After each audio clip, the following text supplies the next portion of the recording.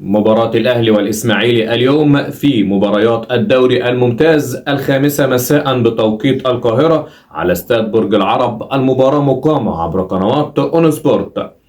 الأهلي بيدخل المواجهة وهو في المركز الرابع، يتطلع للفوز من أجل المنافسة على بطولة الدوري وصدارة البطولة. الإسماعيلي بأداء باهت، بأداء مش مقنع لجماهير الكرة الإسماعيلوية ولا جماهير الكرة المصرية، في المركز الأخير لبطولة الدوري بيسعى جاهدا لتعديل مركزه في مواجهة النادي الأهلي.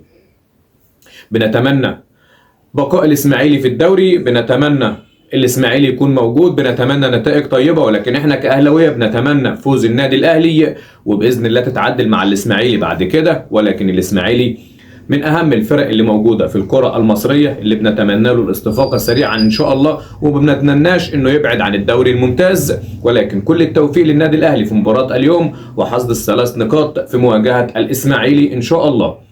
على أساس رب ولاعيبة النادي الأهلي إنهاء المباراة بدرية، عليهم استغلال الفرص من أجل إراحة اللاعبين لمباراة الجيش الملكي، ولكن علينا التركيز في مواجهة الإسماعيلي والحصول على ال3 نقاط، ومن بعدها التركيز على مباراة الجيش الملكي. لايك وشير وسبسكرايب، متابعة للصفحة على الفيسبوك، سبسكرايب للقناة على اليوتيوب، وتوقعك لنتيجة المباراة في الكومنتات. أحلى جماهير في الدنيا جماهير النادي الأهلي وجماهير الكرة المصرية.